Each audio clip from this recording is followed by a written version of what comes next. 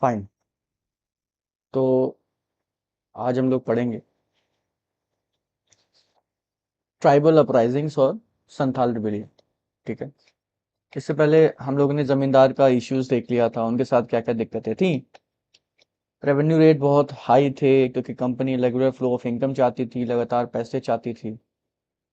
और जमींदार के ऊपर बर्डन आता था, उन्हें ओनर बना दिया गया था। उनके ऊपर एक सनसेट लॉ इम्पोज कर दिया गया था कि इस डेट के सनसेट तक आपको लाना है रेवेन्यू कलेक्ट करके किसी भी तरह से, और ला करके कंपनी को देना है।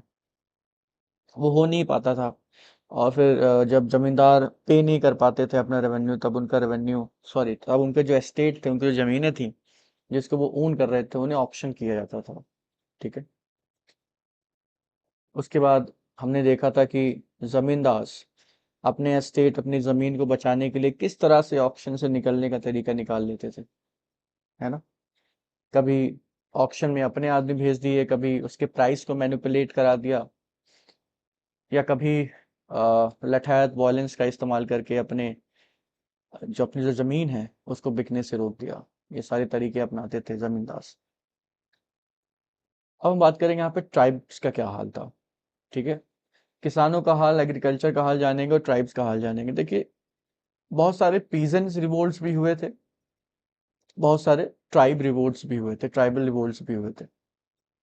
तो ब्रिटिश इंडिया के खिलाफ जितने भी रिवोल्ट हुए उसको हम तीन तरह से क्लासिफाई कर सकते हैं।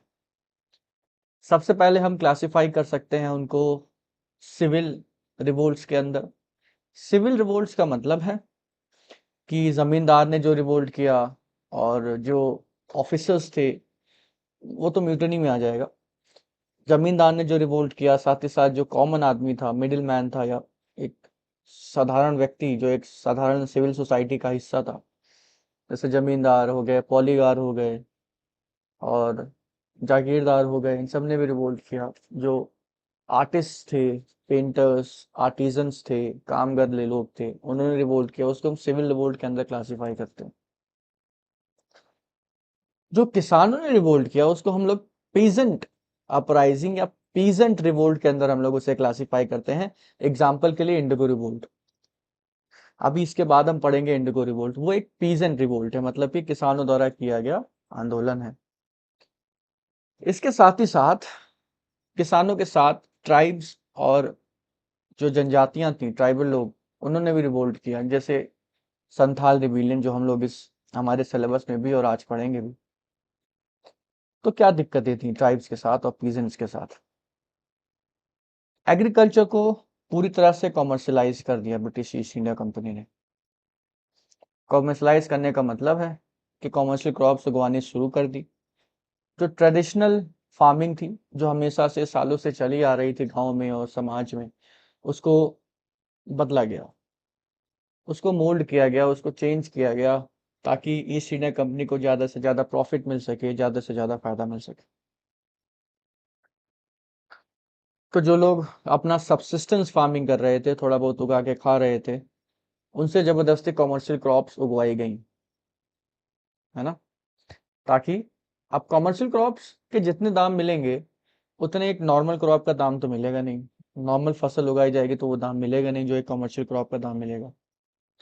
तो उगवाया गया, कमर्शलाइज किया गया एग्रीकल्चर को। उनसे कॉटन उगाया गया, उनसे इंडिगो उगाया गया, है ना। और कॉटन रिवोल्ट जो हुआ था, डेक्कन रिवोल्ट जो हुआ था 1859 और 60s का, जिसके बाद जो हम टॉपिक पढ़ेंगे, तो उनसे जबरदस्ती पहली बात तो कराम कराया गया। ठीक। They were not suited to this. उनके पास ये था नहीं कि वो ऐसे काम करें। वो इस इंडियन एग्रीकल्चर इस तरह से था नहीं, और इतनी टेक्नोलॉजी थी नहीं हमारे पास, और ऑलरेडी बर्डन था। उसके ऊपर ज़्यादा से ज़्यादा टैक्स और लगान और रेवेन्यू डाल करके और बर्डन कर दिया गया। तो उस बर्डन, उस बोझ के तले इंडियन पीजेंट्स और इंडियन एग्रीकल्चर दबने लगा। ठीक है।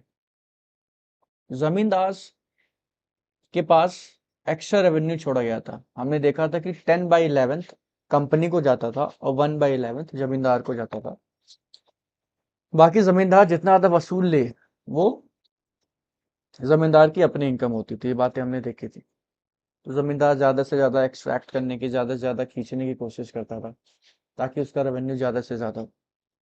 ठीक है, ये कंपनी ने ये एक्सपेक्ट किया था कि जमींदार जो ज्यादा पैसा लेगा उसका वो इस्तेमाल एग्रीकल्चर के डेवलपमेंट के लिए करेगा। पता नहीं कंपनी के दिमाग में क्या आया या अंग्रेजों के दिमाग में क्या आया कि जमींदार ऐसा कुछ करने वाला है, लेकिन जमींदार ने ऐसा कुछ नहीं किया। कंपनी ने सोचा कि जो ज़्यादा एक्स्ट्रा रेवेन्यू मिलेगा ज़मींदार को, वो वापस से इन्वेस्ट करेगा एग्रीकल्चर में, लैंड में, टेक्नोलॉजी में, लेकिन ऐसा जमींदार ने कुछ किया नहीं। ये बहुत ही ऑब्वियस सी बात थी, पता नहीं कैसे सोचा उन्होंने। और सोचा भी तो उन्होंने एक्चुअली सोचा भी नहीं, उन्होंने बस एक रीज़न देने के लिए कि हाँ हमने इसलिए किया है, भलाई के लिए किया है, सो कॉल्ड इन्वेस्टमेंट रीज़न, ऐसा कुछ हुआ नहीं। खेती की तरफ बिल्कुल ध्यान दिया नहीं गया। और आप सबको पता है कि जब खेती पे, लैंड पे ज़्यादा प्रेशर डाला जाता है तो उसकी प्रोडक्टिविटी बहुत तेज़ी से गिरती है। और हम लोग ज्योग्राफी में पढ़ते हैं कि इंडियन एग्रीकल्चर के साथ प्रॉब्लम क्या है, तो उसमें एक मेजर रीज़न है कि प्रोडक्टिविटी है नहीं। जितनी ज़मीन में अमेरिका में 100 किलो अनाज उगता होगा, उतनी में हमारे यहाँ 50 किलो भी शायद ना उगता हो। डिपेंड करता है, वेरी करता है, लेकिन 50-60 किलो ज़्यादा उगता नहीं होगा मैक्सिमम, क्योंकि हमारी जो प्रोडक्टिविटी बहुत कम है। तो लैंड रेवेन्यू का बोझ डाला, साथ ही साथ उनकी ट्रेडिशनल लाइफ में इंटरफेयर किया, और उनको डेट ट्रैप ने फसेला, ढकेला, फंसाया। उनको डेट ट्रैप था कि जमींदार सब धीरे धीरे हटने लगे तो जमींदार की जगह लैंडलॉर्ड्स ने ले ली। और कैसे लैंडलॉर्ड्स ने ले ली? जो एब्सेंट रहते थे, जो लैंडलॉर्ड नाम के थे, बस उनके नाम पे जमीनें आ गई, उनका काम बस था पैसा वसूलना, रेंट वसूलना। और बेगार मजदूरी होने लगी। बेगार का मतलब है कि अनपेड लेबर, और बॉन्डेड लेबर भी देखने को मिला, बेगार लेबर देखने को भी मिला। ये सब करवाया जाने लगा किसानों से। क्यों? क्योंकि वो रेवेन्यू पे नहीं कर पा रहे थे, उनके ऊपर इतना हाई बर्डन ऑफ टैक्स दे दिया गया था। उनसे बेगार कराया जाने लगा, उनको बिना पैसे के काम कराया जाने लगा, उनसे बॉन्डेड लेबर कराया जाने लगा, उनकी प्रॉपर्टी ले ली गई। और कंडीशन ये हो गई कि एक किसान जो कभी अपनी जमीन समझ के खेती किया करता था, वही किसान उस जमीन पे मजदूरी कर रहा होता था। वो भी सोच के बैठ करके याद करता होगा कि ये कभी मेरी जमीन हुआ करती थी और मैं कितने गर्व से यहाँ पे खेती करके अपना काम कर रहा था। लेकिन आज ये जमीन ना का मालिक मैं तो रह नहीं गया हूँ, क्योंकि मैंने अपना कर्जा चुकाने के लिए जमीन बेच दी है, और अब इसका मालिक कोई और है, और मैं उसके लिए सिर्फ एक मजदूर बन के रह गया हूँ उसी जमीन पर, जिस जमीन का मैं कभी मालिक हुआ करता था। तो एक इमोशनल इशू होता है, लैंड वगैरह एक बहुत इमोशनल इशू होता है। लैंड और फैमिली और रिलीजन, धर्म, जमीन, परिवार। ठीक है, आप हिस्ट्री उठा के देखेंगे तो 90% से ज्यादा लड़ाइयाँ इन्हीं तीन चीजों की वजह से हुई हैं। किन तीन चीजों की वजह से? परिवार, जमीन और धर्म। लैंड, रिलीजन और फैमिली, इन तीन चीजों की वजह से ही लड़ाइयाँ हुई हैं। इसके अलावा बहुत रियल रीजन रहा होगा। जितने वॉर हुए, वर्ल्ड वॉर्स, जमीन और रिलीजन के ऊपर हो गए। हिटलर ने क्या कहा था? क्रिश्चियंस क्या है, सॉरी ज्यूस क्या है, इंफीरियर रेस, और क्रिश्चियन सुपीरियर रेस है। रिलीजन के नाम पे तो डिवाइजन डिवीजन किया था। धर्म के नाम पे 2 वर्ल्ड वॉर हो गए, और प्रोटेस्टेंट और कैथोलिक आपस में लड़ते रहे। हिंदू मुसलमान कितने लड़ते रहे। हम्म? आज इजराइल और फलस्तीन में चल रहा है, उसका भी धर्म और जमीन से लेना देना है। पूरा का पूरा धर्म और जमीन का मामला है। बाकी महाभारत का युद्ध देखते हैं तो उसमें परिवार की बात आ जाती है। तो परिवार, धर्म और जमीन, इन्हीं तीन वजह से, इन्हीं तीन चीजों की वजह से हमेशा लड़ाई होती रही है, बहुत होता है। तो जो पीजेंट्स थे उनके ऊपर बर्डन टैक्स का बहुत ज्यादा डाला गया, उनके डेवलपमेंट के लिए कुछ किया नहीं गया, इन्वेस्टमेंट नहीं किया गया। वो धीरे धीरे गुस्सा होने लगे थे, और गुस्सा होते होते वो एक दिन फट जाता है, एक दिन अति हो जाती है और रिवोल्ट हो जाता है। और कई बार हुआ है ना, एक दो रिवोल्ट नहीं, 40 से 50 रिवोल्ट हो चुके थे। जब से ईस्ट इंडिया कंपनी आई, अपना बैटल ऑफ बक्सर वगैरह हुआ 1764 के बाद, 1763 और 1764 के बाद 1830-40 तक, जब तक ब्रिटेन के कंट्रोल में पूरा इंडिया नहीं आ गया था, जब तक ईस्ट इंडिया कंपनी अपना रूल कर रहा था, जब परमानेंट सेटलमेंट था, ठीक, उस टाइम पीरियड में 40 से 50 ऐसे छोटे मोटे रिवोल्ट्स हो चुके थे, और जो रेवेन्यू रेट थे मुगल टाइम से कई गुना बढ़ चुके थे। ईस्ट इंडिया कंपनी के टाइम में जो रेवेन्यू रेट्स थे वो मुगल पीरियड के मुकाबले कई गुना बढ़ चुके थे। ठीक है, किसानों के साथ ये चल रहा था, और किसानों ने भी रिवोल्ट किया, जिसे हम लोग पीजेंट अपराइजिंग्स और पीजेंट रिवोल्ट्स में देखते हैं। जैसे हम लोग इंडिगो रिवोल्ट हुआ था 1859 और 60 में, और कॉटन का भी रिवोल्ट हुआ था, जो हम लोग पढ़ेंगे डेक्कन राइट हुआ था, कि कॉटन उगवाया जा रहा था उनसे जबरदस्ती, और फिर कॉटन का प्राइस गिर जाता है, उसके बाद उनको नुकसान होता है। वो हम लोग अगले टॉपिक में पढ़ेंगे। फिलहाल tribal uprisings, tribal revolt. East India company के जो भी पॉलिसीज थी ईस्ट इंडिया कंपनी की जो भी पॉलिसीज थी, वो सिर्फ एक स्ट्रेटा ऑफ सोसाइटी नहीं, वो सारे के सारे सेक्शन ऑफ सोसाइटी को इफेक्ट डाल रही थी। सिर्फ सिविल अपराइजिंग नहीं, सिविल सोसाइटी नहीं, समाज के छोटे मोटे काम करने वाले लोगों को ही नहीं, सिर्फ किसानों को ही नहीं, यहाँ तक कि ट्राइब्स को भी प्रभाव डाल रही थी, ट्राइब्स के ऊपर भी इफेक्ट डाल रही थी। एक मिनट शांत हो जाए यार, बाद में बात कर लीजिएगा पापा।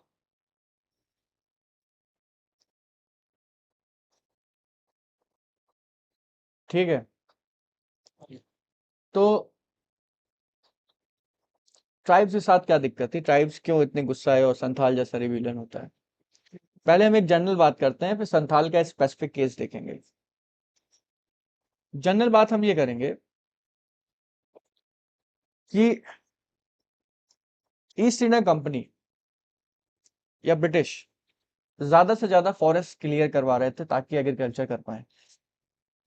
इससे पहले वाले चैप्टर में पेजेंट जमींदार स्टेट में हमने देखा था, मुगल टाइम पे भी जो मुगल बादशाह थे और रूलर्स हुआ करते थे, वो भी यही काम कर रहे थे। शिकार के नाम पे, हंटिंग के नाम पे वो बाहर जाया करते थे, और देखा करते थे, सर्वे किया करते थे कितनी फॉरेस्ट लैंड मौजूद है हमारे राज्य में, और कितनों पे खेती कराई जा सकती है, और ट्राइबल्स के साथ कनेक्शन बैठाते थे, उनसे एक बातचीत का जरिया बैठाते थे, ताकि हमारे कोई दुश्मन अगर जंगलों में छुपने आए तो हमको सबसे पहले जानकारी मिल जाए। ये सब उनका मकसद होता था। यही मकसद कंपनी का भी था, ब्रिटिश का भी, ब्रिटेन का भी था, है ना। ब्रिटेन नहीं, मैं कंपनी का नाम लूंगा, क्योंकि ब्रिटेन का नाम 1858 के बाद आता है। 1857 तक कंपनी रूल था, 1858 के बाद वो क्राउन के अंदर आया, यानी ब्रिटिश गवर्नमेंट के अंदर आता है। तो कंपनी का भी ये मकसद था, ज्यादा से ज्यादा जंगल क्लियर कराओ ताकि एग्रीकल्चर कर पाए, बढ़िया कॉटन इंडिगो उगा पाए, है ना, ताकि हमारा प्रॉफिट हो, हमें ज्यादा रेवेन्यू मिले। और ब्रिटेन ईस्ट इंडिया कंपनी के लिए ट्राइब्स तो वैसे भी सैवेज ही हुआ करते थे, उनको सैवेज बुलाते थे, बारबेरियन बुलाते थे, जंगली, असभ्य, अनसिविलाइज्ड। ब्रिटिश कहा करते थे कि it is white man's burden. White man's burden का मतलब कि ये गोरे लोगों का, यानी अंग्रेजों का ये बोझ है, हमारे ऊपर बोझ है कि आप लोगों को मुझे सही करना है। डलहौजी ने बाद में कहा 1850s के बाद कि ब्रिटेन यहाँ पे है, ईस्ट इंडिया कंपनी यहाँ पर है क्योंकि हमारा मोरल राइट है यहाँ पे रहना, क्योंकि अगर हम नहीं रहेंगे तो आप सिविलाइज नहीं हो पाएंगे, आप जंगली से सभ्य नहीं बन पाएंगे। ये हमारा मोरल राइट है कि हम यहाँ पे रहें, है ना। तो ऐसे ऐसे रीजनिंग दी गई, ऐसे ऐसे लॉजिक्स दिए गए कि हमारा बोझ है, हम तुम्हें अच्छा करने आए हैं, और ये लोगों के मन में घुसाया भी गया, काफी हद तक पेनिट्रेट कराया गया, और लोगों का माइंडसेट भी यही बन गया। और वो जो रेसिज्म का माइंडसेट आज हमको दिखाई पड़ता है काले गोरे के फॉर्म में, वो यहीं से आ रहा है, सुपीरियोरिटी की फीलिंग से आ रहा है, कि गोरे जो होते हैं वो थोड़े सुपीरियर होते हैं, क्योंकि ब्रिटेन ने हमको और ईस्ट इंडिया कंपनी ने, ब्रिटिशर्स ने हमको लगातार यही समझाया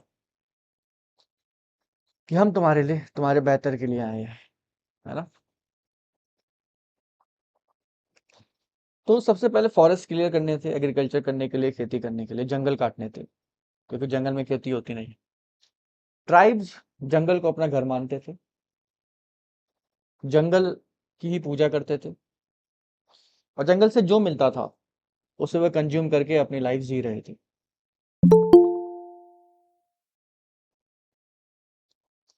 ठीक है, छोटा मोटा प्रोडक्ट, जो भी फल फूल मिल गया, जो भी मेडिसिन हर्ब्स मिल गए जंगलों से, वो उससे लेकर के अपना काम चला रहे थे। लेकिन ईस्ट इंडिया कंपनी का जंगल में जाना ठीक उसी तरह से था जैसे आपके घर में कोई घुस के आ जाए और कहे कि नहीं हटो यहाँ पे, मुझे अपना काम करना है, मुझे खेती करनी है। आपके घर में कोई आए और आपका आधा घर तोड़ दे और फिर कहे कि जितना घर तुम्हारा टूटा है उतने घर में तुम्हारे अब मैं खेती करूंगा, और इस खेती पे जो रेवेन्यू होगा वो तुम्हें देना होगा। मतलब तुम खेती करोगे और तुम रेवेन्यू दोगे, प्रोटेक्शन फीस दोगे, है ना, क्योंकि हम तुम पे रूल कर रहे हैं। ठीक उसी तरह से कुछ ट्राइब्स के साथ हुआ। उनके घरों में गए, जंगल काटे, वहां पे एग्रीकल्चर करवाना शुरू किया, जबरदस्ती एग्रीकल्चर करवाना शुरू किया। और अगर आपके घर में कोई आए और आपसे कहे कि तुम अपने घर के गेट से बाहर नहीं निकल सकते, यहाँ पे तुम्हारा रिस्ट्रिक्शन हो गया है, तो आपको लगेगा कि मुझे तो कैद कर दिया गया है। ठीक इसी तरह से फॉरेस्ट के ऊपर रिस्ट्रिक्शंस लगाए गए, ट्राइब के मूवमेंट्स के ऊपर रिस्ट्रिक्शंस लगाए गए, फॉरेस्ट डिमार्केट किया गया, बाउंड्री बना दी गई कि भैया अब तुम इससे आगे नहीं जा सकते। क्योंकि ट्राइब्स क्या कर रहे थे, शिफ्टिंग कल्टीवेशन कर रहे थे। उनका मेन जो एम था, एम कह लीजिए या मेन तरीका अपना लाइवलीहुड करने का, अपना जीवन यापन करने का, वो था शिफ्टिंग कल्टीवेशन। एक जगह से दूसरी जगह जाना, सर शिफ्टिंग। प्रणाम। प्रणाम आदित्य। एक जगह से दूसरी जगह जाना, शिफ्टिंग कल्टीवेशन करते रहना, ये उनका एम, ये उनका लाइफ लाइन थी, यही लाइवलीहुड था। शिफ्टिंग कल्टीवेशन रोक दिया ईस्ट इंडिया कंपनी ने। क्यों? क्योंकि शिफ्टिंग कल्टीवेशन से कुछ फायदा होने वाला था नहीं ईस्ट इंडिया कंपनी को। इस समय सर आप बड़े चर्चे में हैं।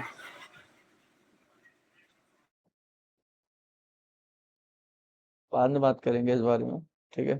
तो नहीं नहीं सर, बहुत इंपॉर्टेंट बात है, छूट जाएगा। थोड़ा तबीयत खराब है, इस वजह से क्लास लेंगे नहीं, इसी वजह से आए आपको बताने बस। टेक्स्ट कर देना ना, टेक्स्ट। सर टेक्स्ट वेक्स्ट में मजा वजा नहीं आता है। रिकॉर्डिंग चल रही है बेटा ना, इसीलिए मैं। जी सर, बताते हैं फिर। चलो ठीक है। तो हाँ, तो मैं कह रहा था कि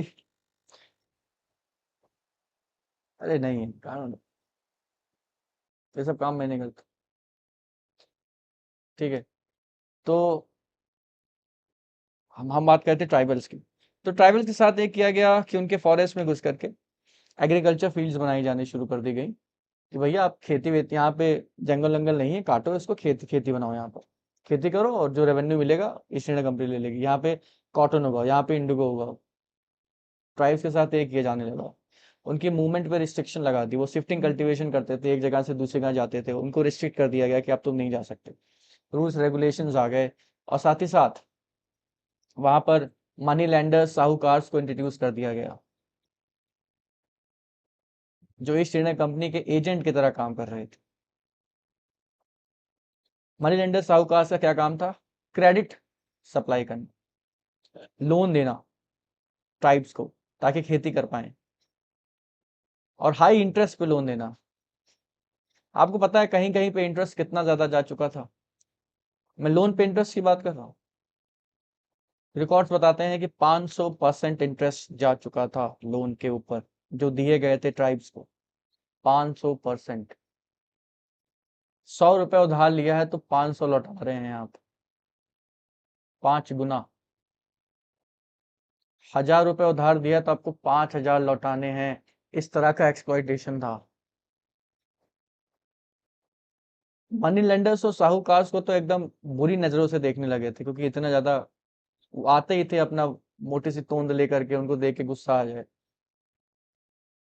और ट्राइब्स गुस्सा होने लगे थे इतना हाई एक्सप्लॉइटेशन था। 500% इंटरेस्ट, बताइए ऐसा कोई करता है? लेकिन किया गया था। ठीक है,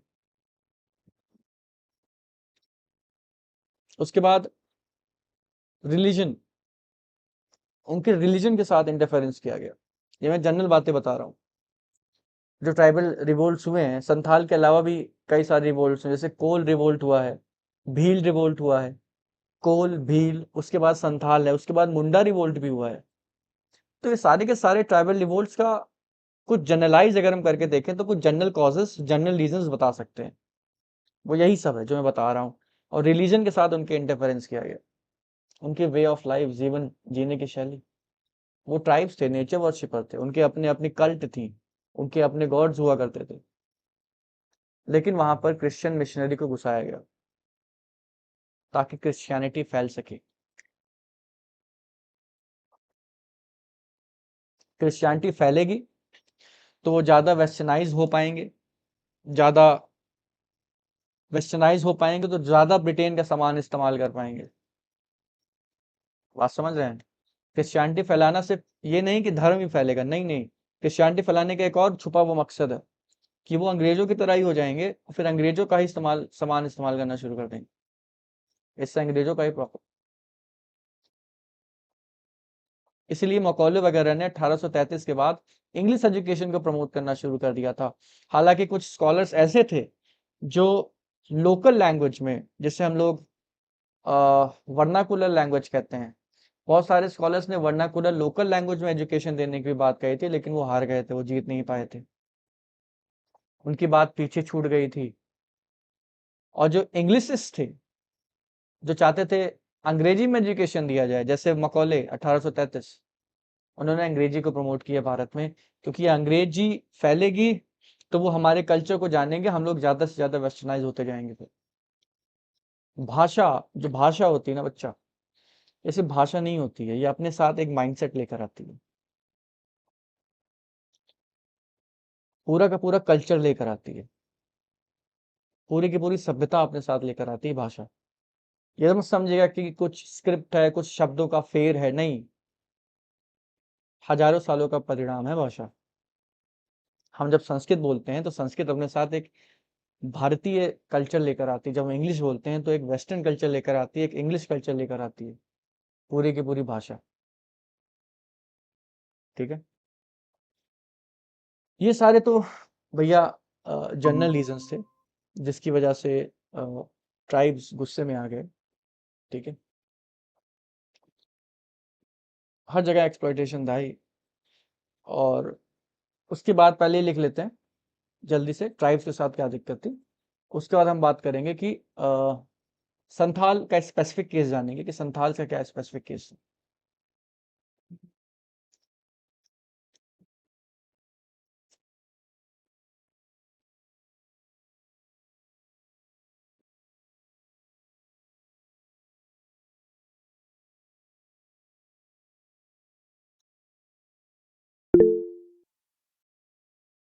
हाँ, फिफ्थ रिपोर्ट, ठीक है। चलो फिफ्थ रिपोर्ट लिख लेते हैं, उसके बाद इसकी बात करते हैं।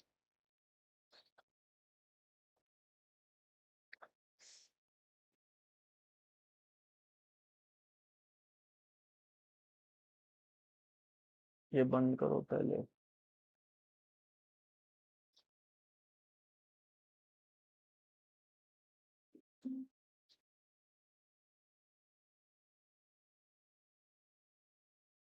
ये भाई,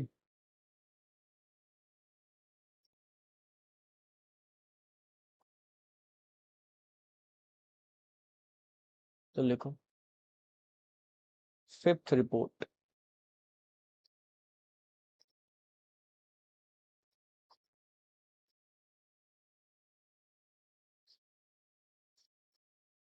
ठीक है, तो फिफ्थ रिपोर्ट में क्या था बच्चा कि जब ईस्ट इंडिया कंपनी आई, फिर उसके बाद बहुत सारी ऐसी एक्टिविटी की ईस्ट इंडिया कंपनी ने जो ब्रिटेन के लोगों को हजम नहीं हुई।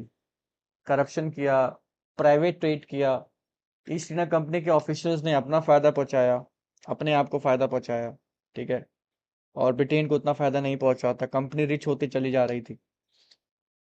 कंपनी के जो ऑफिसर्स थे वो रिच होते चले जा रहे थे, वो पर्सनली बहुत अमीर होते चले जा रहे थे। जैसे रॉबर्ट क्लाइव ने मिलियन पाउंड्स कमा लिए थे।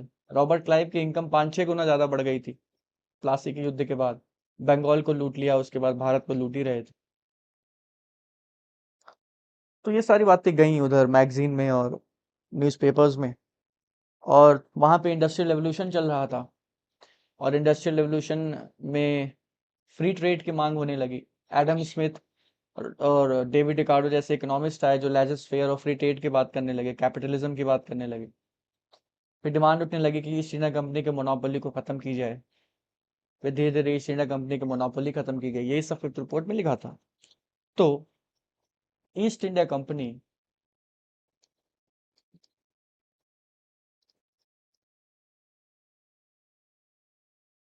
East India company after its rise in India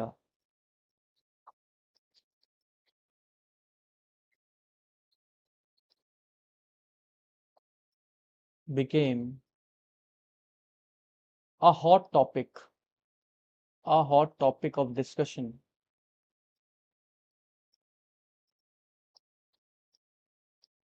in British Parliament.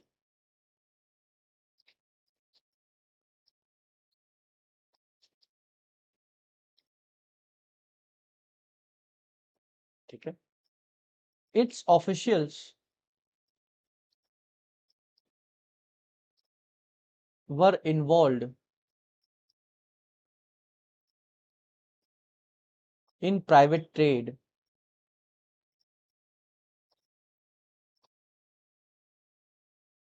corruption, and received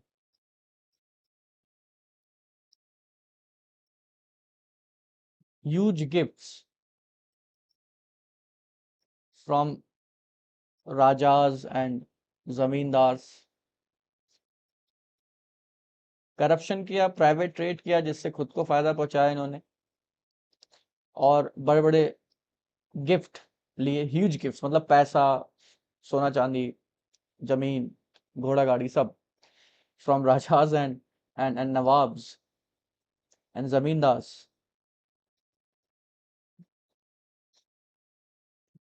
there wealth rose several times, उनकी जो इनकम थी कई गुना बढ़ गई।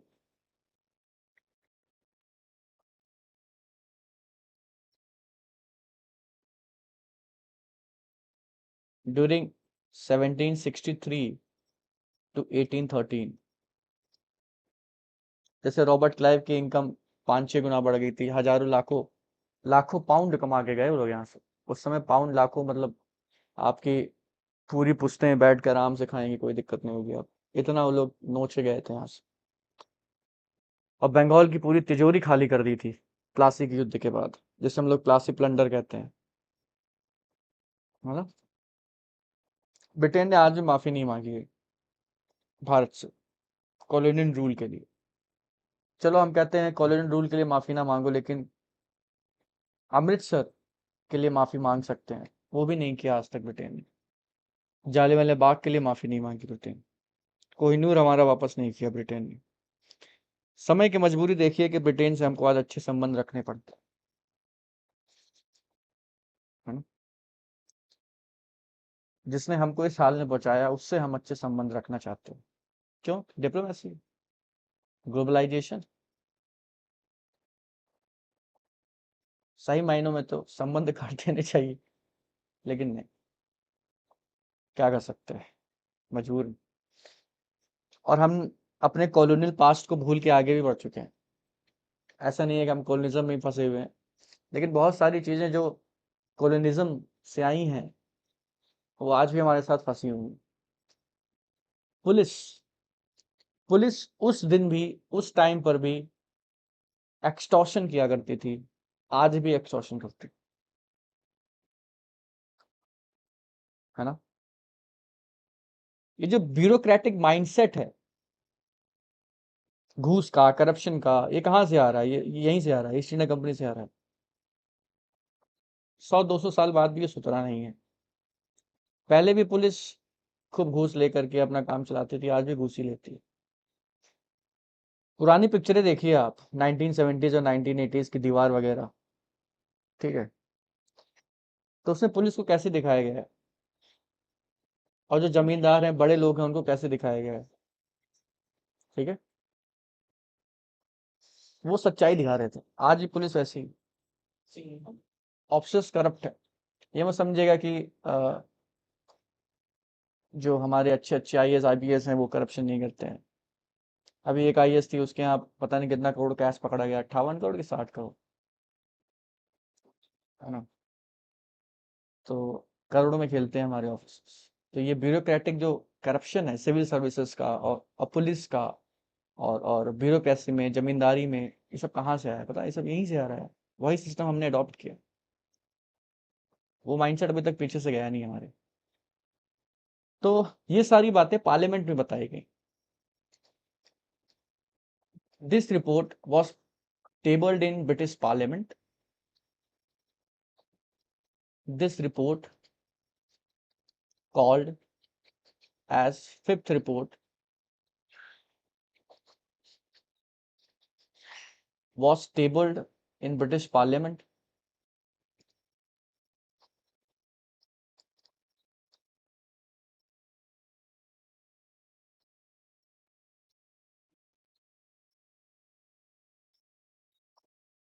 and demands to abolish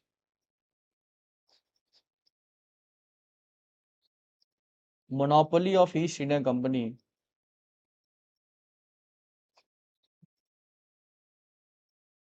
कि मोनोपोली हटाई जाए, उसकी जो मांगे थी वो और तेजी से होने लगी और तेजी से बढ़ने लगी। Grew louder and louder.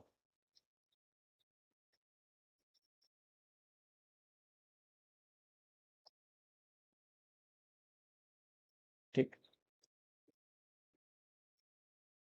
Also due to industrial revolution also due to industrial revolution,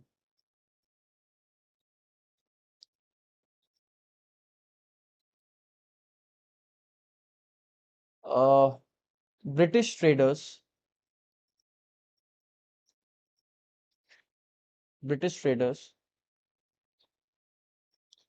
started demanding right to trade कि भैया हमको भी ट्रेड करने दो इंडिया में और ईस्ट इंडीज में। मोनोपोली खत्म करिए, हम लोग अपना सामान कहाँ बेचें। To demand started demanding right to trade. ठीक है। उसके बाद मोनोपोली खत्म कर दी गई थी और करप्शन था, यही सब पार्लियामेंट में रिपोर्ट रखी गई थी। और finally in 1833 east India companies monopoly was completely abolished।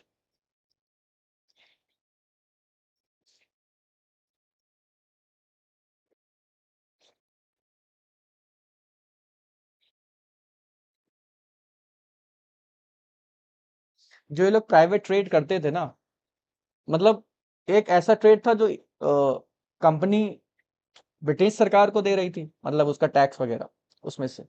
एक ऐसा ट्रेड था जो लोग प्राइवेट ट्रेड करते थे, मतलब अपने आप को फायदा पहुंचाने के लिए, जो उसके ऑफिसर्स थे उसके लिए लोग इन्वेस्टमेंट बुलाते थे। इन्वेस्टमेंट से बुलाते थे, इसमें किसी तरह का इन्वेस्टमेंट होता नहीं था, बस वो नाम रखा गया था इन्वेस्टमेंट, उसमें अपने आप को फायदा पहुंचाते थे लोग, है ना। इसके अलावा नेक्स्ट टॉपिक जो हमने डिस्कस किया, ट्राइबल अपसेट या ट्राइबल अपसेट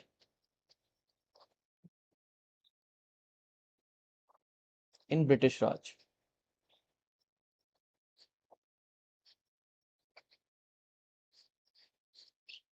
इसमें लिखिएगा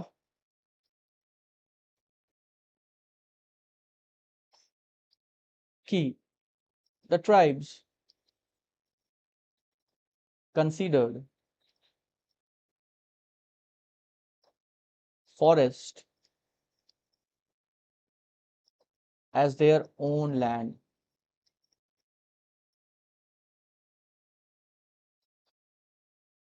and lived happily in it। जंगल हमारे घर हैं, हमारी जमीन है और हम लोग खुशी से रह रहे हैं यहाँ पर।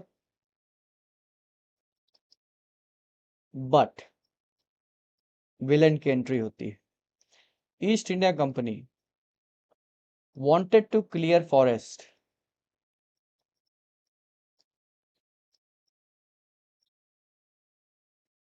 ठीक है, to spread agriculture, to spread and commercialise agriculture, ज्यादा से ज्यादा कॉमर्शलाइज करो।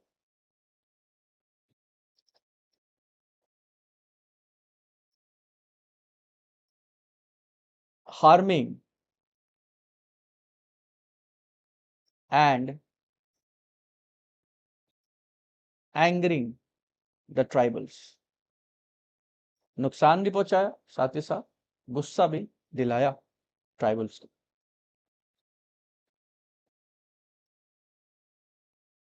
ठीक है, other than that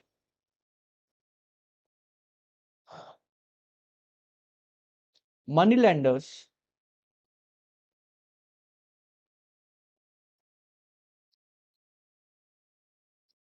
zamindars were introduced to tribal culture.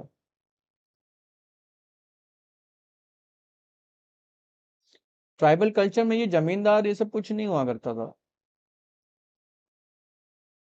कि कोई साहूकार है जो लोन देगा। ट्राइब ये सब जानते ही नहीं थे। ट्राइब समझते थे कि अपना है, अपना इलाका है, पूरा जंगल, आराम से घूमो घामो, ट्रेड, अपना खाओ पियो, मस्त रहो। लेकिन ईस्ट इंडिया कंपनी ने इंट्रोड्यूस कराया, क्यों? So that the tribes could avail credit, ताकि जो आदिवासी हैं, जनजाति लोग हैं, उनको लोन दिया जा सके। किस चीज के लिए लोन देना है? खेती करने के लिए। So that the tribes could avail credit to expand agriculture, could avail credit to expand agriculture, है ना?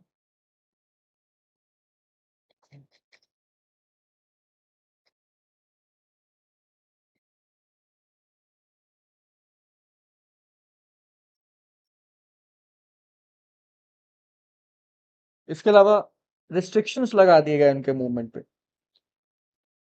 और शिफ्टिंग कल्टीवेशन को, शिफ्टिंग एग्रीकल्चर को बैन कर दिया गया।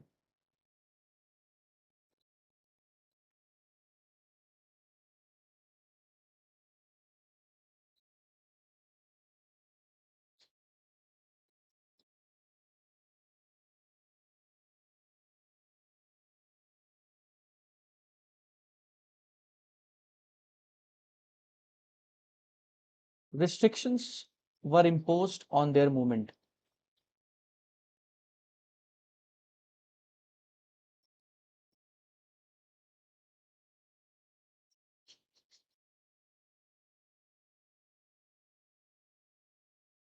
And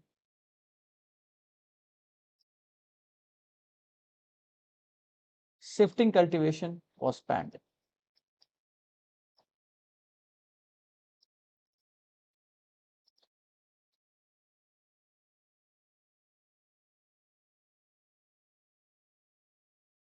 Christianity was introduced to them. Christianity was introduced to them through missionaries। Christian missionary भेज के क्रिश्चियनिटी फैला रहे हैं ताकि उनको वेस्टर्न बनाया जा सके। Through missionaries, so that they can be westernized,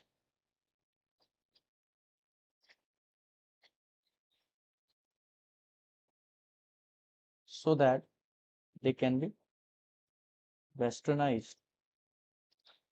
ठीक है, सो इंटायर फैब्रिक, ये जो पूरा बंधन था, ये जो पूरा बॉन्ड बना हुआ था ट्राइबल कल्चर में, ये सब टूट गया ना। सब कुछ तो खत्म किया इन्होंने। रिलीजन को छेड़ा, एग्रीकल्चर को छेड़ा, रहने सहने को छेड़ा, आने जाने को छेड़ा। Entire tribal fabric was broken.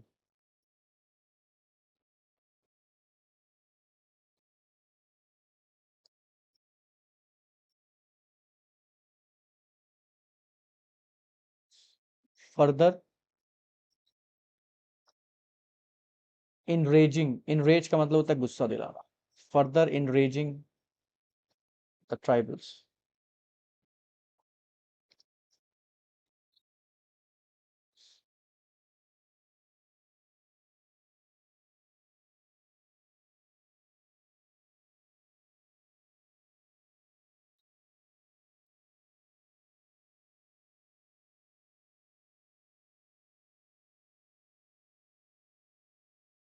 Britishers या ईस्ट इंडिया कंपनी उनको सेटल्ड एग्रीकल्चर्स बनाने चाहता था.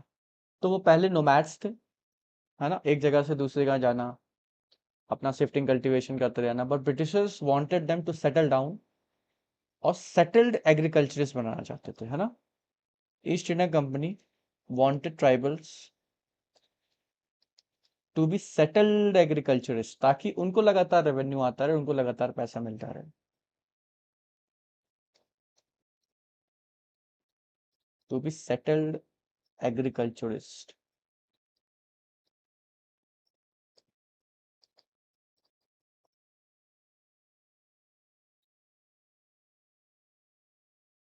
ये सब वजहें थी. और ये एक साल में नहीं हुआ बच्चा, ये 50 साल 60 साल ऐसे चलता रहा. धीरे धीरे सोसाइटी को ट्रांसफॉर्म करने की कोशिश की गई और फिर जाकर के गुस्सा फूटा और कई सारे ट्राइबल रिवोल्ट्स हुए. हमारे सिलेबस में है संथाल रिवोल्ट्स और मुंडा के बारे में भी कुछ जानकारी दी गई है. तो संथाल रिवोल्ट और मुंडा रिवोल्ट के बारे में पहले लिख लेते हैं, है ना. पहले इसको 1 मिनट में लिख लीजिए, फिर हम डिस्कस करते हैं.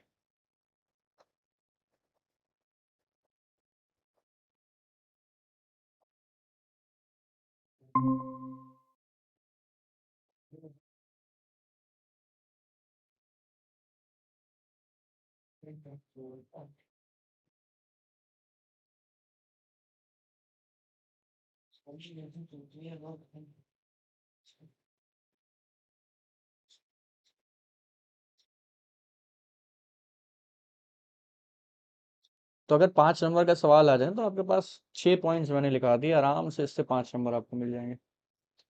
और 8 नंबर का सवाल आए तो तब भी 8 नंबर मिल जाएंगे. 1 पॉइंट और ऐड कर दिए अपने साथ आपने, है ना. अब देखिए, हम स्पेसिफिकली बात करेंगे संथाल्स की, ठीक है.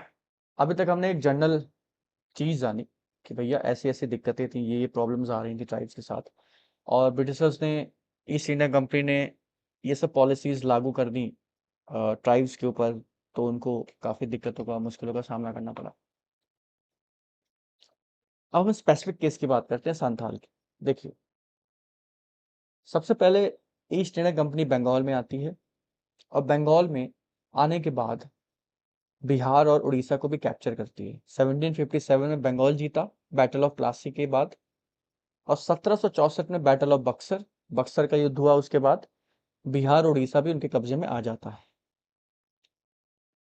और सबसे पहले जो सेटलमेंट लाया गया, revenue settlement, permanent settlement, Lord Cornwallis के अंदर, वो सबसे पहले बंगाल बिहार में लाया गया, ठीक है.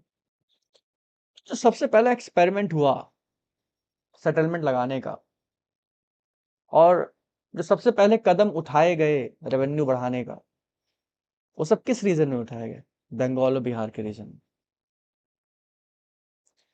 इसी बंगाल और बिहार के रीजन में एक पहाड़ी है, एक माउंटेन रेंज है, हिल्स है, जिसे राजमहल हिल कहा जाता है. राजमहल और कुछ नहीं है, विंध्या का एक्सटेंशन है. जो विंध्यास आती हैं उत्तर प्रदेश तक, वही विंध्या आगे चल के कैमूर बन जाती है, कैमूर झारखंड में, और वही झारखंड और वेस्ट बंगाल के रीजन में वो जाकर के राजमहल हिल्स बन जाती है. विंध्या आगे जाके कैमूर बन गई और वही कैमूर आगे जाके राजमहल बन गई. तो विंध्या का एक्सटेंशन है वो आगे जाके. तो झारखंड और वेस्ट बंगाल का जो बॉर्डर का रीजन है, भागलपुर, भागलपुर अगर आज आप देखें आज बंगाल में पड़ता है, आज बिहार में पड़ता है, उस टाइम बंगाल में हुआ करता था। तो भागलपुर वगैरह का रीजन जो झारखंड बंगाल के बॉर्डर्स पे पड़ता है, राजमहल हिल जहाँ पर है, वहीं की कहानी है संथाल रिबेलियन। ठीक है, बहुत बड़ा रिबेलियन था, क्योंकि इसमें हजारों लोगों ने पार्टिसिपेट किया था और कई हजार लोग मारे गए थे। ऐसे और छोटे मोटे रिबेलियंस हुए थे, लेकिन संथाल उनमें से एक बड़ा रिबेलियन था जो एक बड़े स्केल पे लड़ा गया। हम यहाँ पे स्केल कैसे डिसाइड कर रहे हैं? हम यहाँ पे स्केल डिसाइड कर रहे हैं कि कितने लोग मरे, कितने लोगों ने पार्टिसिपेट किया। तो 60,000 संथाल्स ने लड़ाई लड़ी थी। 60,000, पूरी की पूरी आर्मी हो जाती है 60,000 में, जिसमें से 15-20 हजार संथाल्स कोल्ड ब्लडेड मारे गए थे। कोल्ड ब्लडेड का मतलब गोलियों से भूने गए थे। ठीक, क्यों रिवोल्ट किया उन्होंने संथाल्स ने? तो ईस्ट इंडिया कंपनी वही पॉलिसी अपना रही थी, फॉरेस्ट को क्लियर करके एग्रीकल्चर बढ़ाना। तो संथाल से पहले उस रीजन में कुछ ट्राइब्स रहा करते थे, जिन्हें बाद में जाकर के पहाड़िया कहा गया। पहाड़िया, पहाड़ों पे रहने वाले पहाड़िया। ठीक, तो ईस्ट इंडिया कंपनी गई पहाड़ियों के पास, उनसे जाके बोला कि आप लोग ये जो घूमते घामते हो, अपनी ट्राइबल वे ऑफ लाइफ छोड़ो, हमको ज्वाइन कर लो। ऑफर देने आए हैं, है ना, रतिशंकर शुक्ला की तरह ऑफर देने गए थे ईस्ट इंडिया कंपनी की, सेटल्ड एग्रीकल्चरिस्ट बन जाओ और खेती करो, रेवेन्यू दो, कमाओ खाओ, मस्त रहो। पहाड़िया कुछ हद तक कन्विंस हुए थे, लेकिन ज्यादा कन्विंस नहीं हो पाए। ठीक, पहाड़िया जो चीफ्स थे, तो ट्राइब के चीफ्स हुआ करते हैं, है ना। चीफ सबसे बड़ा हो सकता है। चीफ वहां पे वो राजा वाला सिस्टम नहीं होता, वहां पर जो सबसे बड़ा होता है उसको चीफ बना दिया जाता है। और चीफ राजा नहीं होता, वो मतलब सबसे बड़ा होता है, उससे सलाह वगैरह ली जाती है और वो सब कुछ डिस्ट्रीब्यूट वगैरह कराता है, वही काम होता है चीफ का। तो बहुत सारे चीफ्स को जमींदार बना दिया गया ईस्ट इंडिया कंपनी के द्वारा, और ये वहां के लोगों को बात खल गई। और जो जो ट्राइबल चीफ जमींदार बन के घूमा है ईस्ट इंडिया कंपनी का, लोगों ने उसे लताड़ के मारा है कि गद्दारी कर बे, है ना। तो बहुत सारे ट्राइबल चीफ्स ने जमींदारी अपनाई, लेकिन लोगों का गुस्से का सामना करना पड़ा। तो बाद में छोड़ भी दिया कि नहीं भैया, हमको अपने लोगों से दुश्मनी नहीं मोल लेनी है ना, गुड्डू पंडित की तरह ही सही। रतिशंकर शुक्ला की तरह ऑफर देने आए थे ईस्ट इंडिया कंपनी वाले, लेकिन गुड्डू पंडित की तरह पहाड़ियों ने मना कर दिया, है ना। कंपनी ने कहा हमको ज्वाइन कर लो, लेकिन नहीं किया। तो पहाड़ियों ने ज्वाइन नहीं किया, कुछ हद तक किया, लेकिन बाद में वो भी डिससेटिस्फाई हो गए, वो उनको कन्विंस नहीं कर पाए ज्यादा। ठीक, तो पहाड़ियों ने थोड़ी बहुत लड़ाई लड़ी ईस्ट इंडिया कंपनी से, लेकिन हार गए। उसके बाद लगातार ईस्ट इंडिया कंपनी इंटरफेयर कर रही थी पहाड़ियों के साथ। तो पहाड़ियों ने क्या किया, कहा अपना बोरिया बिस्तर बांधो, चलो यहाँ से, कितना झेलेंगे हम लोग इन गोरों को। तो वो लोग पहाड़ों में चलते चले गए और डीप चलते चले गए। पहाड़िया अपनी जिंदगी कैसे बिता रहे थे? पहाड़िया फ्रिक्वेंट रेड मारते थे, अपना शिफ्टिंग कल्टीवेशन तो करते ही करते थे, लेकिन रेड मारते थे। रेड कहाँ मारते थे? खेतों में। जो लोग सेटल्ड एग्रीकल्चरिस्ट थे, जो सेटल्ड एग्रीकल्चर कर रहे थे, जो अपना खेती वेती कर रहे थे, उनके पास जाके रेड मारते थे और उनसे एक तरह से हफ्ता वसूलते थे। वही उनकी कमाई थी। और हफ्ते के बदले क्या मिलता था खेती वालों को?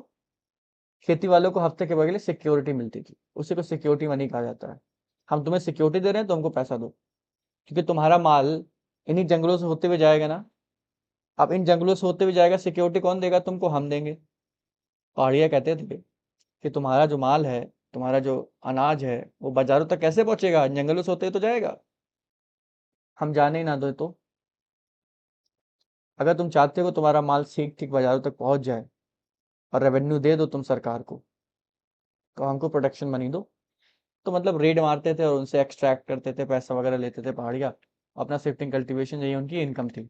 ईस्ट इंडिया कंपनी आती है, पहाड़िया से कहती है तुम भी वही करो जो ये कर रहे हैं। तो पहाड़िया थोड़ा सा लड़ाई झगड़ा करते हैं, सक्सेसफुल नहीं होते हैं और पीछे चले जाते हैं। तो वो और ज्यादा ऊंचाई पे चले गए, मतलब हाँ पहाड़िया का था। तो वो और ज्यादा ऊंचाई पे चले गए। देखो, पहाड़ों का जो ऊपर वाला एरिया होता है वहां पे एग्रीकल्चर नहीं हो पाता है, क्योंकि वो स्लोपी एरिया है, वहां पे पत्थर जमीन है, बंजर है। जो फुटहिल होता है, फुटहिल का मतलब जो पहाड़ के नीचे का एरिया होता है, वहां पर प्लेन जमीन है, वहां पे सेडिमेंट्री सॉइल है, एलुवियल सॉइल है, वहां पे खेती की जा सकती है, तो वो फुटहिल वाला एग्रीकल्चर होता है। तो पहाड़िया जब एग्रीकल्चर नहीं कर पाए तो वो धीरे धीरे पहाड़ों में ऊपर जाने लगे, ऊपर की तरफ। मतलब अपने आप को काट लिया, अलग थलग हो गए, अपने आप को एकदम से अलग कर लिया, छुपा लिया। अब ईस्ट इंडिया कंपनी क्या करती है, पहाड़ियों के वापस जाने के बाद पहाड़ियों की जगह पर, फुट हिल्स पर संथाल्स को लेकर आती है। तो संथाल वहां पर ईस्ट इंडिया कंपनी द्वारा ही लाए गए थे।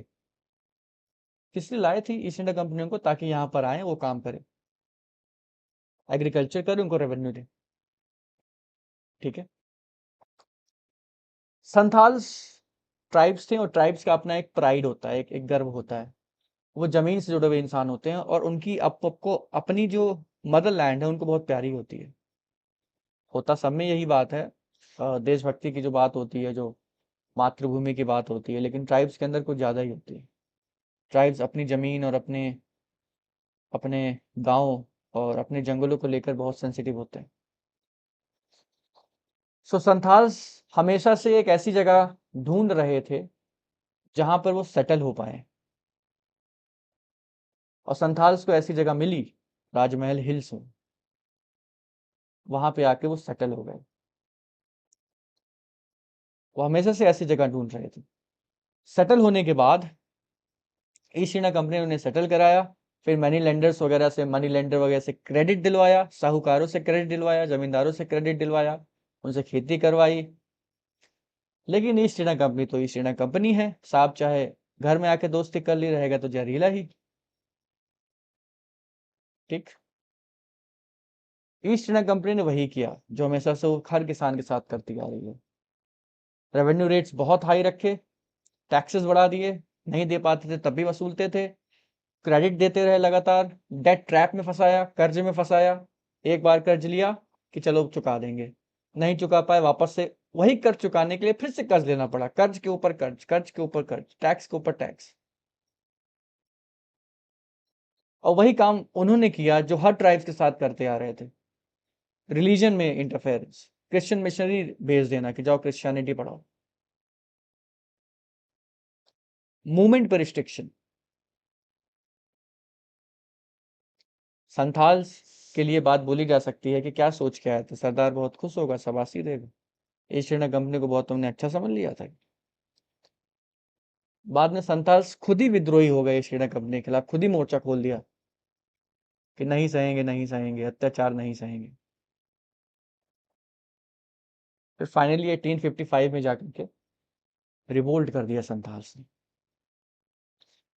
और कहा कि जितने भी साहूकार दिखें, जितने भी अंग्रेज दिखें, जितने भी मनी लेंडर दिखें, जहां पे भी रेलवे का काम हो रहा है, जहां पे भी डाक है, जो भी चीज अंग्रेजी हुकूमत से, ब्रिटिश गवर्नमेंट से, अंग्रेजों से जुड़ी हुई है, उन सबको अटैक करो, मार डालो, जला डालो। पूरा एकदम मोर्चा खोल दिया था। और इन मनी लैंडर्स को वो दिकू नाम से बुलाया करते थे, मतलब जो फॉरेनर्स हैं, दिकू, DIKU, दिकूज बुलाया करते थे। ये जो मनी लेंडर है उनके लिए फॉरेनर थे, और जो ईस्ट इंडिया कंपनी वाले उनके लिए फॉरेनर थे। और अपनी जमीन को, जहाँ पे वो सेटल हो चुके थे, जो अपनी जमीन वो मानने लगे थे कि हाँ हमारी डेस्टिनी है, फाइनली हम लोग यहीं पे सेटल हो जाएंगे अब, उसको वो दामिनी को बुलाया करते थे। दामिन ए को, मतलब ये हमारी जमीन, उसको बुलाया गया। और दिकूज किसको बुलाया गया? जो फॉरेनर्स थे, money landers, east India company के ऑफिसर्स, उनको बुलाया गया।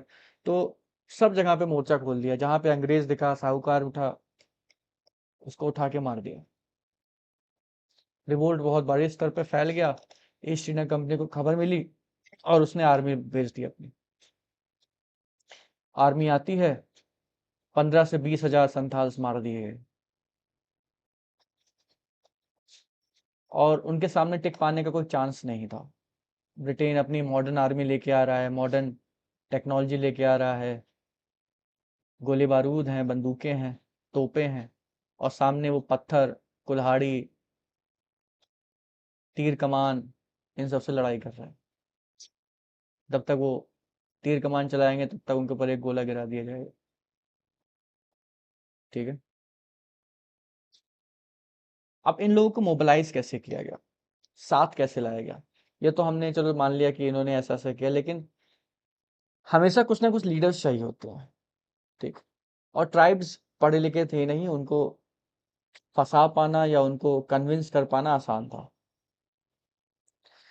तो कुछ लीडर्स उभर के आते हैं जो अपने आप को भगवान का अवतार ही बता देते हैं, और कहते हैं कि मुझे ठाकुर साहब ने भेजा, यानी मुझे भगवान ने भेजा। उनमें से दो ऐसे लीडर्स थे, दो ऐसे आदमी थे जिनका नाम था सिद्धू और कान्हू। ठीक, सिद्धू और कान्हू नाम था, लेकिन सिद्धू कान्हू वो ब्रिटिश बुलाया करते थे। तो सिद्धू और कान्हू ने बोला कि हमारे पास चमत्कारी शक्तियां हैं, मिराकुलस पावर्स हैं, और हमने जो ब्रिटेन की जो बंदूकें हैं उसको खराब कर दिया है अपनी शक्तियों से, और हमने अपने सारे लोगों को बुलेट प्रूफ बना दिया है, अब गोली हमारा कुछ नहीं कर पाएगी। गोली आएगी लेकिन हम लोग मरेंगे नहीं, हमें कुछ नहीं होगा। तो ऐसी बातें उन्होंने फैला दी। तो लोग उनके पीछे चल पड़े कि चलो भैया, हमको बचा लेंगे, अब भगवान के अवतार आए हैं। ठीक है। 60,000 संथाल्स को इकट्ठा किया गया, सबके सब मारे गए। 15 से 20 हजार संथाल्स तो कोल ब्लडेड मार दिए गए, जो बच्चे वो भाग गए होंगे, अरेस्ट कर लिया गया उनको। ठीक है। और एक कहानी है, ब्रिटेन के जर्नलिस्ट थे कोई, उन्होंने लिखी।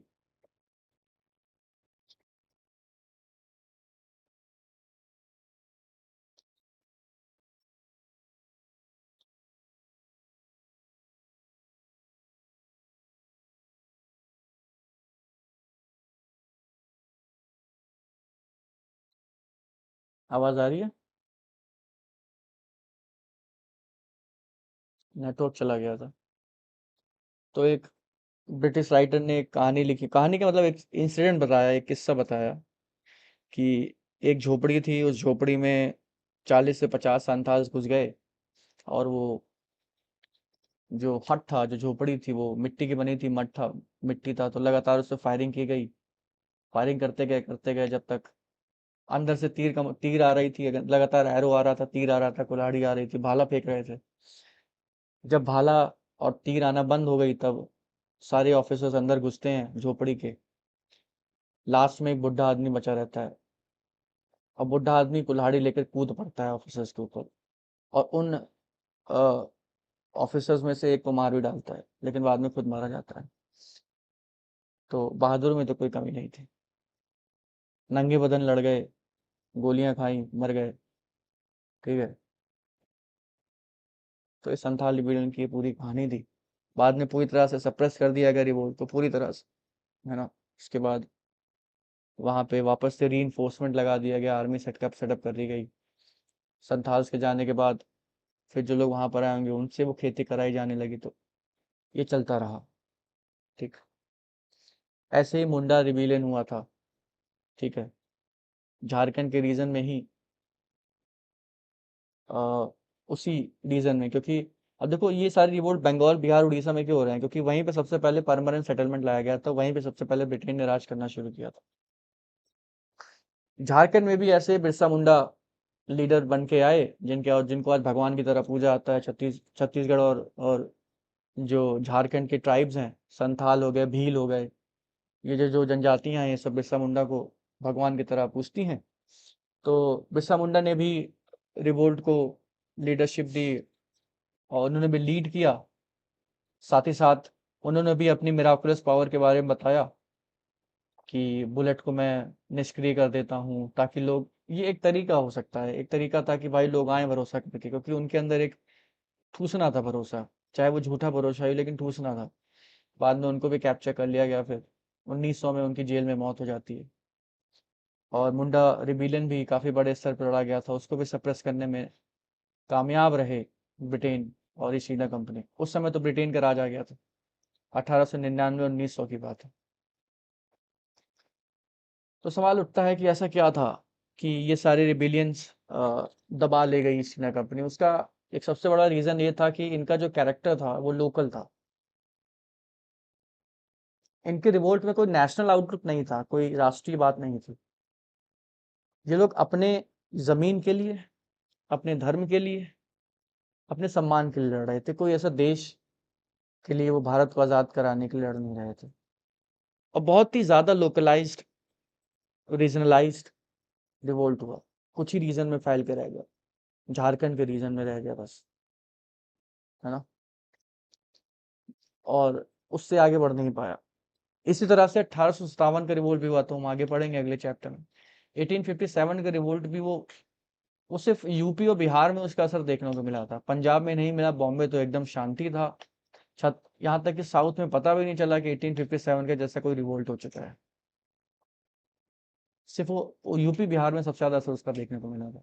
और यूपी बिहार में जो लड़ रहे थे वो कोई देश की भावना अंदर ला के नहीं लड़ रहे थे, कोई नेशनल यूनिटी और आजाद कराने के लिए नहीं। उनके भी अपने लोकल ग्रीवियंसेस थे, लोकल इश्यूज थे जिसके लिए वो लड़ाई लड़ रहे थे। रानी लक्ष्मीबाई अपने राज्य को छुड़ाने के लिए लड़ रही थी, क्योंकि डलहौजी के डॉक्ट्रिन ऑफ लैप्स में उनका राज्य चला गया था। नाना साहेब इसलिए लड़ रहे थे कानपुर से क्योंकि उनकी पेंशन रोक दी थी ब्रिटेन ने। ठीक। और उसके अलावा ये बहुत ही लोकल और छोटे मोटे मुद्दों की लड़ाई कर रहे थे, तो कोई एक बड़ा मुद्दा उनके पास था नहीं। थी।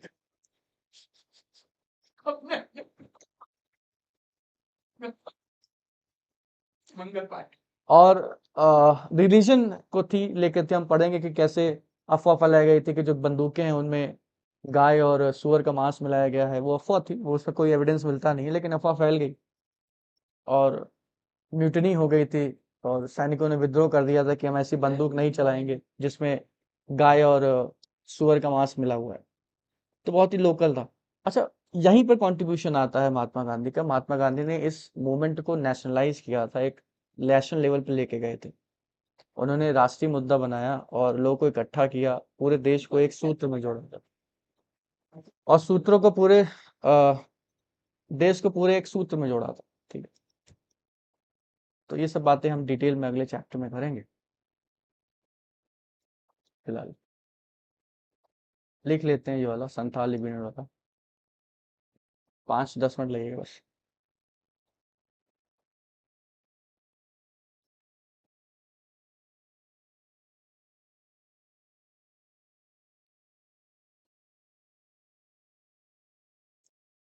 सो हो वर्सेस प्लॉ, आपके बुक में टॉपिक दिया हुआ है, हो वर्सेस प्लॉ। हो का मतलब है शिफ्टिंग एग्रीकल्चर। हो यहाँ पे किसको सिम्बलाइज कर रहा है बेटा? हो यहाँ पे सिम्बलाइज कर रहा है शिफ्टिंग एग्रीकल्चर को। इस सिंबल हो का मतलब होता है कि छोटा मोटा जो कुदाल टाइप का होता है, और प्लॉ पूरा हल होता है। हल चलाया जाता है सेटल्ड एग्रीकल्चर के द्वारा। ठीक है। ओ वर्सेस प्लॉ।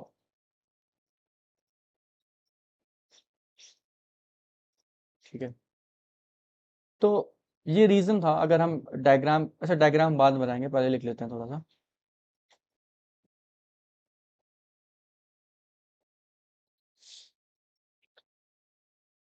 तो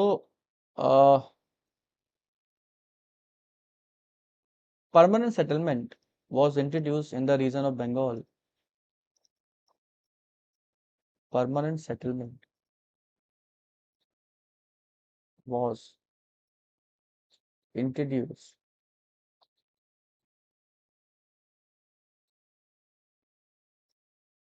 in the region of Bengal and Bihar.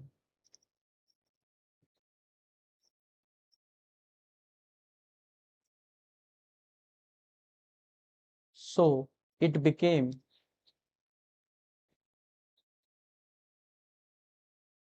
an experimental ground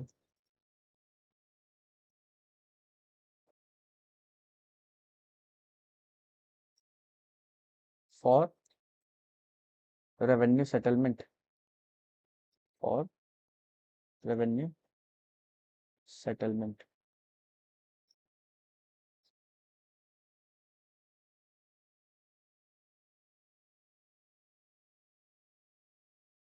ठीक है, सबसे पहले यहीं पे लाया गया, यहीं से सब कुछ एक्सपेरिमेंट शुरू किया गया। तो to increase the revenue,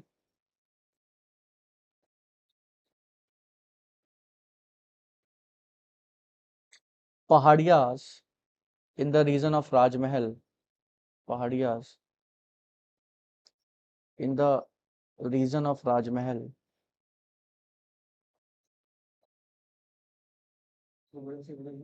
were Pahadiyas in the region of Rajmahal were forced to do settled agriculture। पहाड़ियास को पहले सबसे पहले फोर्स किया गया सेटल्ड एग्रीकल्चर करने के लिए, लेकिन पहाड़िया फाइनली नहीं करते हैं। थोड़ा बहुत लड़ाई झगड़ा होता है, पहाड़िया वापस चले जाते हैं पहाड़ों के अंदर, और पहाड़ी पे चले जाते हैं और अंदर चले जाते हैं। ठीक है, were forced to do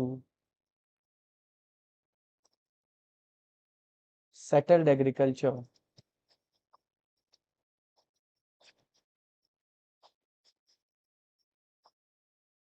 after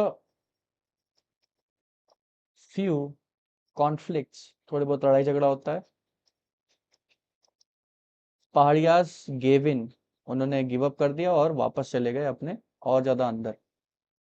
पहाड़ियास gave in and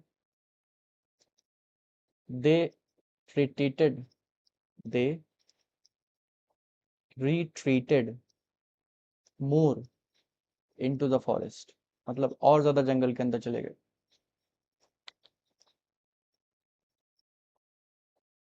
and upper portion of the हिल, और पहाड़ों के ऊपर।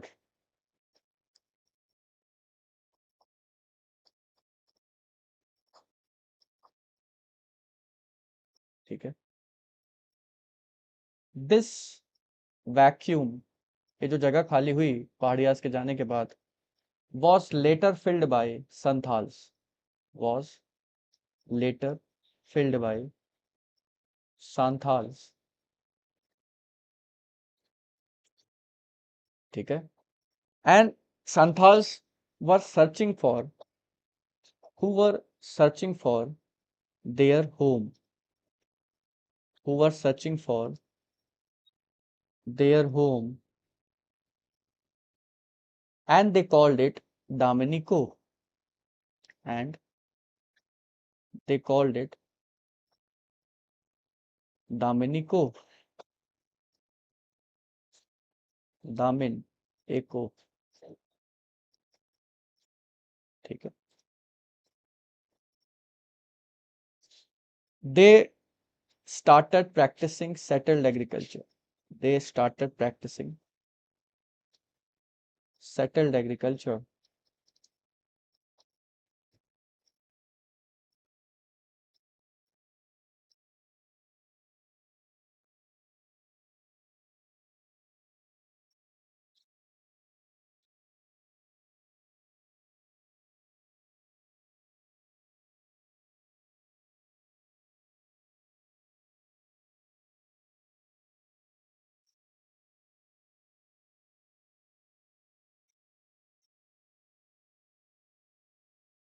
but soon they realized, जल्दी उनको पता चल जाता है कि सांप तो सांप ही रहता है। but soon they realized, but soon they realized the exploitative nature and policies of East India Company, the exploitative nature and policies of East India company. कौन सी नेचर, कौन सी पॉलिसी, वही जो मैंने लिखवाया यहाँ पर, सब कुछ वही सेम लागू होगा। ठीक है,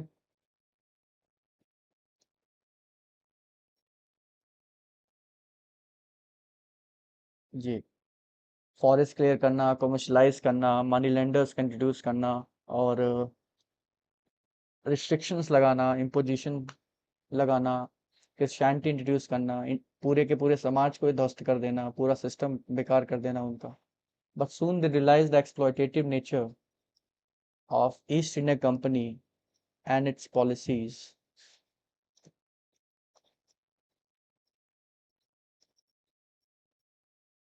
and started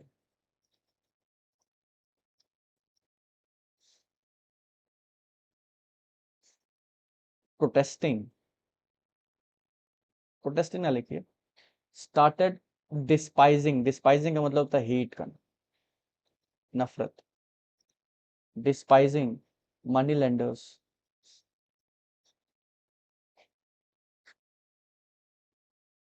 जमींदार, British officials,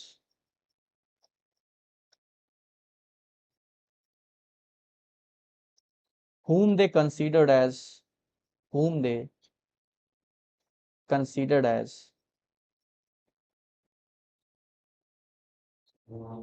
foreigners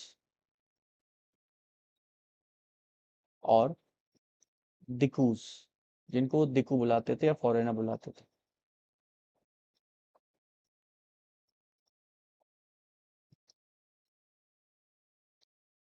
Sidhu and Kanho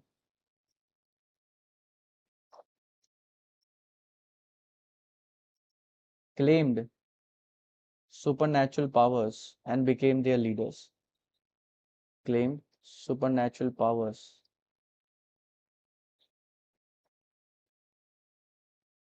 and became their leaders.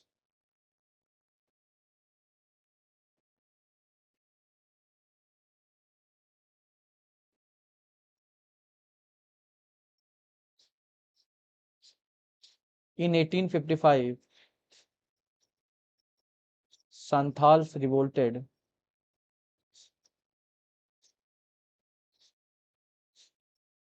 and this revolt was suppressed after 1 year. This revolt was suppressed after 1 year.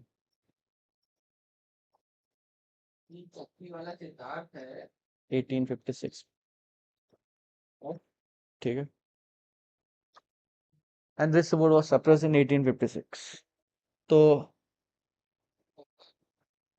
Munda revolt भी हुआ था, बिरसा मुंडा ने ठीक ऐसा ही रिवोल्ट लड़ा झारखंड में, बिरसा मुंडा ने लीडरशिप ली और जो मुंडा रिबेलियन हुआ उसमें एक वॉर कराई दिया गया था। वॉर कराई का मतलब होता है युद्ध में दिया हुआ नारा। तो जो वॉर कराई था, युद्ध में दिया हुआ नारा था मुंडास का, वो बड़ा ही अच्छा था। उसमें उन्होंने कहा कटोंग बाबा कटोंग साहेब कटोंग, ठीक है, कटोंग कटोंग मतलब कि जो साहेब हैं, ये जो अंग्रेजी साहेब हैं और बाहर के मनी लेंडर्स हैं, ये सब काट दिए जाएंगे, ठीक है, साहेब काट दिए जाएंगे, बाबा काट दिए जाएंगे। बाबा मतलब ये जो क्रिश्चियन मिशनरीज हैं, इन सबको काट दिया जाएगा, इनको मार दिया जाएगा। ये मुंडा रिबेलियन में नारा निकला था, लेकिन मुंडा रिबेलियन को भी सप्रेस करने में कामयाब हो गए और बिरसा मुंडा अरेस्ट हो गए और जेल में 1900 के बाद उनकी मृत्यु हो जाती है। तो ये था संथाल मुंडा और ट्राइबल की कहानी। इससे पहले हमने किसानों की भी हालत देखी थी, क्या चल रही थी। अब जो नेक्स्ट क्लास होगी उसमें हम डेक्कन राइट्स के बारे में पढ़ेंगे, जो दक्कन में दंगे हुए थे कॉटन के उगाने को लेकर के, वो उसके बारे में हम पढ़ेंगे डिटेल में नेक्स्ट क्लास में।